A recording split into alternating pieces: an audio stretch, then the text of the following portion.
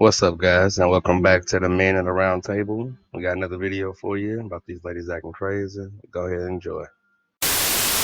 I just went out on such a shitty second date with a 31-year-old man that I have to get on the internet and scream about it. So at the end of our first date, everything was fine. Like, it wasn't a bad date, but it wasn't a great date either. I think he had a nice time. He invited me back to his place and I said, no, thank you. It was fine, but I just didn't want to go to his house. I had things to do and, it was a little bit much for me for a date that was just fine. He kind of tried to kiss me and I gave him my cheek, which we'll come back to. And we said goodbye, and then that was that. And he reaches out for a second date, and I was like, you know what? It wasn't a bad date, so I'll go for it. I'll give him another shot. See if we connect a little bit more this time. So we decided to go to an arcade bar, and we get there, and the first game we get to is air hockey. And I'm like, oh, fun. This is like a fun game, kind of competitive, not too hard. And we're playing, but it's like not super easy to talk over air hockey, right? And so we're not really talking much, but we're playing, we're laughing, we have a good time. The game ends and he comes over, bear hugs me, kind of pins my arms to my sides a little bit, and just plants one on me. And I was like, oh, a little much considering I wouldn't kiss you after the first date and we haven't really talked yet on this one, but okay, I guess if you need a little rom-com moment. A little weird, but we just got here, so what am I going to do except for see it through? So we, play a couple more games, a little pinball, a little, shooting game, some Pac-Man, which he is very, very involved in, very invested. He clearly has played a lot before, kicked my ass, good for him. And so we're mostly just talking about the games and laughing. It was a fine time. And so then we go over to Connect 4 and I'm like, oh, great. Like, we'll get to chit chat a little bit, get to know each other a little bit better. So we play the first game, I kick his ass. And we play the second game and I'm like, okay. And I start chit chatting, how was the last couple weeks? What have you been up to? And, I start telling him a story and he beats me. The game went on for a little while. He beats me. And I was like, all right, best 2 out of 3. And he goes, okay, for this one, I want you to not talk. I want you to not talk because I think that you need to focus more. Because you really just didn't do so well that game. And I think as soon as you started talking, you started not doing as well. And I was like, oh, okay. And he's like, yeah, I think that you should maybe just stay quiet for this one. And I said, oh, would you rather see me win than hear my story? Hello? Like, what? And he goes, well, I just want you to be more competitive. It's more fun for me. I was like, okay, all right. So I sit quietly for the next game like a good girl, I guess. And, we go back and forth for a while and he wins. Clearly he needed it. And he goes, see how much better that was whenever you were quiet? You played a lot better that round. And I was like, oh my God. I'm like, yeah, well, everyone says the best part of the dates is when you don't talk, right? And he's like, oh, well, yeah, I don't know about that. And I was like, yeah, okay, well, anyway. And so, I get up and he's like, you and I go for a walk? And I was like, yeah, sure. And he goes to hug me and I kind of turn my head and he fucking grabs my face and turns my head back to kiss me. He made me kiss him twice. And I'm like, okay, like that was fucking wild. Like, I can't believe that's happening, but okay. And so then we go for a short little walk where he proceeds to interrupt everything that I say. And I'm like, man, I hate this. I'm ready for this one to be over. And, we just so happened to walk past his car and he's like, oh, well, come on. I'm like, what do you mean? He's like, yeah, let's go back to my place. And I said, no. And he's like, oh, sure, yeah, come on, come back to my place and I'll give you a ride home. And I said, no, thank you. And he goes, well, why not? I'm like, I have some stuff to do. He's like, well, why? I'm like, I just have things that I need to get done. He's like, what, do you have a rule or something? He literally says this. I'm not exaggerating. Oh, come on. What, do you have a rule or something? You don't go, what? And I was like, I don't know, I guess. He's like, what? You've never gone home with a guy on the first or second date? And I'm like, not really. No. And he goes, well, how long is it going to be? How long does it take then? What's the rule? And I'm like, I don't know. He's like, well, how long? What do we got to do? What? I'm like, oh my God. I literally cannot. Are you shitting me? And he's trying to hug me and I'm like, ugh, be gone. I'm like, well, I gotta go. I'm gonna get out of here. Yeah, thank you. Ugh. Hey, fellas, I ain't gonna lie. Sometimes you just gotta know your worth and move on, man. This lady right here, she basically complained about a man being a man. You know, if he would have sat back and been passive and not did nothing, it would have been a complaint about that. But since this guy sounded like he took some initiative, albeit maybe a little bit too strong, you know, it's too much for her, man. That's why I say these women gonna stay by themselves, man. 80 to 90% of all divorces are women leaving men. Unpack that for us. I looked up the research and it's 70% of women that are initiating divorce. Would you work at a company that only had a 30% retention rate for their employees? 70% of the employees are leaving the company. Would you think, oh man, these employees suck? Or would you think, what the hell's wrong with that employer that they can't keep any employees? So then I put my researcher cap on and I read a lot of articles from psychologists who are doing all this marriage counseling to see what's really going on. And hands down, the women are mad. They feel tricked. They get into this marriage thinking that they're going to have a partner and they're going to have support. And the three biggest reasons that women are walking away from marriage is, number one, their partner isn't emotionally intelligent and doesn't know how to emotionally connect. So there's no actual friendship between the husband and the wife. Number two, the women are carrying all of the mental load and emotional labor for the entire family, and it's exhausting. And number three, they're just not accepting abuse anymore. And abuse is defined as someone who tries to control you, manipulate you, or neglect you. And the statistics show that 50% of women, once they get divorced, don't remarry. They're done. But 70% of men will remarry. Because studies also show that marriage is much more beneficial for men. They live longer and they're able to make more money in their jobs because someone's holding things down at the home fort. And marriage is not beneficial for women and tend to rely on women to do all of the household labor, to do all of the mental load of making doctor's appointments, purchasing the things for the house, doing the cooking, the cleaning, and that the women are carrying the emotional labor as well. Meaning they're always trying to initiate connection and help regulate everybody's emotions better.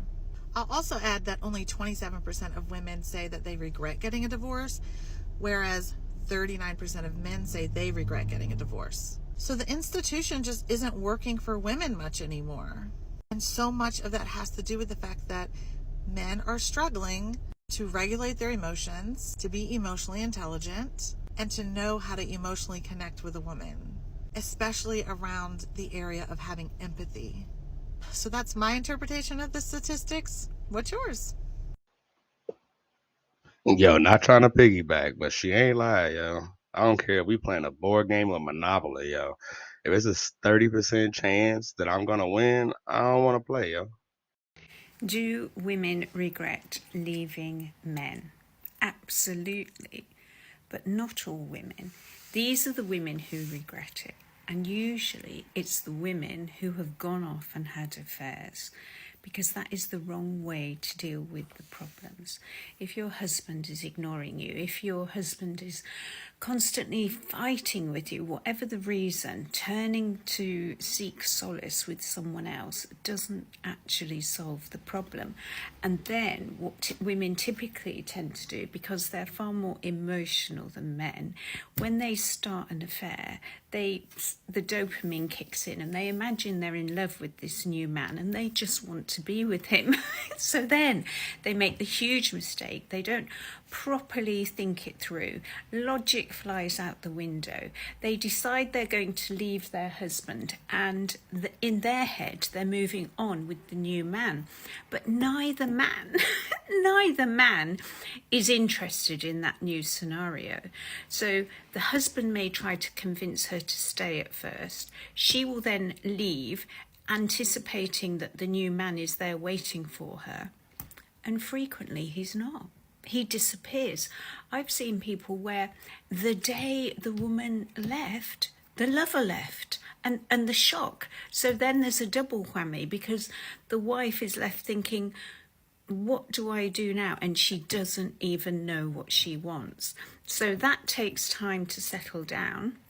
By the time she's processed her emotions and realised what a huge mistake she's made, her husband's not ready to forgive her. Plus, in that scenario, they haven't actually focused and dealt with the issues in the relationship which caused it to break down in the first place. So, yes, women do regret leaving their husbands, but it's usually the ones who are shopping for something better. The ones who leave their husbands because they're abusive, because they're addictive, because the husbands have had affairs, because basically they've been treated like a doormat. No, they don't regret it. They have a huge sense of relief. But the ones who throw away something good when a rocky patch hits because they anticipate they're moving on and up, typically that goes very badly wrong. Man, people gonna think I'm being mean, bro. But sometimes, bro, we just too old to be doing all this, man. I mean, I know we can all do whatever at whatever age, is what we like to tell ourselves. But jeez, man. This is a must know if you're dating somebody that's divorced. If you are with a man, and I'm going to tell you this, he needs at least 2 years, and here is why. Because men revert back to the age in which they first got married. And if there's any wild oats to be sowed, drinking, generally men will go back into party mode and go back into hookup mode before they go into reflective healing mode. Women, on the other hand, go direct into healing mode and back into reflection mode before they are then opening up to be in a relationship. So depending on who you are dating, if they came out of something that they weren't wanting to leave, then they need a longer period of healing time before getting into something serious. Man, people gonna think I'm being mean, bro. But sometimes, bro, we just too old to be doing all this, man. I mean, I know we can all do whatever at whatever age, is what we like to tell ourselves. But jeez, man. Okay, so I found this beautiful spot that's overlooking the lake. That you have a rock to sit on. And my shoes are all muddy. So one thing that I love about solitude is you get to think. And so going on this trail, as I'm running through it, taking pictures, my mind's running and something comes across my mind. So I want to record it. I want to make sure that I remember it. And that is, after my divorce, I felt really alone. And I didn't really know who I was. Because I had had a partner define me for so long. Well, at least I felt like it. And I just didn't know who I was. I didn't know what I wanted. I didn't know where I wanted to go. I just had a lot of things that I needed to figure out. And so, as I'm walking through this trail by myself, in the quiet and the stillness, I realize I'm happy. I'm really, really happy. And I'm happy alone. I'm happy by myself. Not to say that that doesn't mean that one day I don't want to be with somebody. I just felt like you can be happy on your own.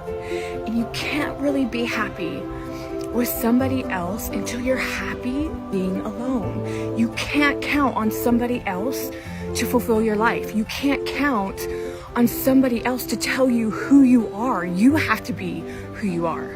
You just have to do it. It's hard and it sucks, and there's days that you cry, and there's times that you wonder why things are happening the way that they're happening. But then you have moments like this that bring clarity, and you're just in awe of the wisdom that you've learned about yourself.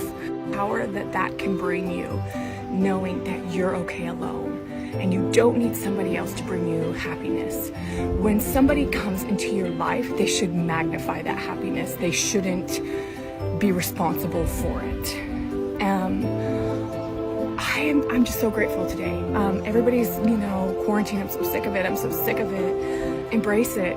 Learn from it. Learn from the stillness. Take the opportunity to really look at your life, look at yourself, and tell yourself, am I happy? Am I doing what I need to make me happy? Am I helping others around me be happy? Gosh, it's a beautiful day, you guys. Don't waste it. Bro, why do people do this, bro? Like, if you happy being alone, just go be alone and be happy, bro. You ain't gotta speak about it like Recently, that. I caught up with an old friend, and she was telling me that she got divorced. And I was so surprised because her and her husband were such a cute couple, and they had been together for 11 years. So I asked her, like, what happened? I figured something bad happened. She's like, honestly, I was just bored. Like, my husband, all he did was work. I was a stay-at-home mom. We had 3 kids, and I just got lonely and bored. And she says that when she would bring it up, like, he would take her out, but it was just boring to her. Like, she needed some excitement in her life. She just felt like she was just a mom and a wife, and her husband just wasn't doing that for her. And she had other friends that had, boyfriends, or like they had just got married, and they were always going out, always going on vacation, always partying, like going to the club, going to the bar, hanging out with friends, and they did none of that. And when she would bring it up to her husband would always tell her, like, I gotta work. Like, they had a big house, they had nice things. Like, he was just trying to work. So they ended up getting divorced. And now, she's single, she lives alone, she's working, and she's dating. So then I told her, oh, well, that must be exciting, like dating and stuff. And she's like, no, I fucking hate it. And I was like, why? And she's like, because all they want to do is just have fun. They just want to go to the club. They just want to go to the bar. They just want to hang out, have a good time, and then that's it. She said, no one wants to help me out. Like, I'm trying to find someone that's going to help take care of my kids. She's like, I just want someone to be a provider, not just a good time. So I was all like, well, wasn't that what your husband was doing? And she's like, I know. And I guess now her ex-husband is dating someone, like, seriously.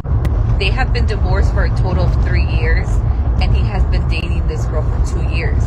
She has 2 kids, and they're already living together. She says that he's fully taking care of her. Like, the girl doesn't work, she doesn't stay. And this is why we got the channel going right here, fellas. Please protect yourself. Many women met their husband in their 20s, the man that they loved the most, and they left him, many of them, for infidelity. Now, what they will tell you is that it was the right choice, but deep down they know they will never love their husband the way that they loved that guy. And deep down, men know if they are that guy or they're not that guy. And typically, they will never love him, and they should have forgave it and been happy with that guy. Instead, what they'll do is they will try to convince you that they are winning. Mrs. Ziegler says misery loves company. My grandma sewed her children's clothes, cooked, cleaned, and never complained. Hoflation is crazy. And yes, and ladies, it does not mean you are a bad person if you were not raised like this. But the question is, what do we want? And maybe it's time to start learning what the men want and improving. You can't help where you're at now, but we can always improve. And we should look at this hoflation as an opportunity, because there is much opportunity for women that choose to get in shape, have no tattoos, no debt, and are just pleasant to be around. You can stand out easily. Bro, a pleasant woman is a game changer, man. Like, all the submissive talk, all these things like this, man. Like I can get behind it, but like, bro, if you just pleasurable for real, bro, like, I mean, we can compromise, But for people to break up during that period and then to regret it, because actually it's a temporary period of your life. It will get better, you will get less stressed, you will get less tired, etc. So to some extent, a divorce culture will sometimes encourage people to make permanent decisions which they will regret. And there are stats showing that quite a lot of people do regret getting divorced, something like a third of people regret getting divorced. So there's that. The other thing is that there is a lot of, it's true, yes, that the people who have multiple marriages are more likely to get, some people can be kind of serial offenders in this regard, right, with divorce. It's also, there's a massive skew with class and education. So only about 10% of graduates who get married will get divorced. Interesting. Yeah. And it is interesting, isn't it? And it does suggest that to some extent marriage is becoming a luxury good. And there's this phenomenon, right, where a lot of people who are from those kind of elite graduate classes will, they'll talk the 1960s but walk the 1950s. So they'll proclaim all the stuff about freedom and individual choice and whatever, but actually they live pretty conventional lives. They tend to get married, they tend to stay married, they tend to have 2.5 children, etc., and be very conservative in their own choices, even if they don't necessarily promote those choices. So that, there's that. And actually, I think it's probably because people know that there are massive benefits to their children from staying together. There are, of course, some instances, particularly with abuse, when it's better for the children if the parents break up. That's absolutely true. But I think when you're talking about kind of vague unhappiness, dissatisfaction, like we've outgrown each other, like that level of unhappy marriage, I think it's much better for the children to stay together. And one big reason for that is because the presence of step-parents, on average, isn't good news for children. How do you know that? There's this thing called the Cinderella effect in evolutionary psychology, where children who have a step-parent in the home are 100 times more at risk of child abuse than children who don't have a step-parent in the home. 100 times. I know. And obviously, you have to be careful. I'm obviously not saying that all step-parents are abusive by any means. We're just talking about risk. Yeah. But it does go up by a lot. And when this was discovered, it was taken as proof of the fact that parents having a genetic investment in their children is one of the children are very trying, okay? Yeah. They wake you up, they have tantrums, whatever. If you have a genetic investment in them, it carries you through those moments. You're like, I love you, I want the best for you. You can sort of get over it. If you don't have a genetic investment in those children, if in fact you potentially have a conflict, if say you have children with the new partner and those children in the household and you want those children to sort of be favoured and do better, unconsciously, right? But there will be kind of a playing of favourites game. All right, boys, and that wraps out our video. Don't forget to like and subscribe, man. Support all the men out there best as we possibly can. Heads up to you fellas, and let's be productive. See ya.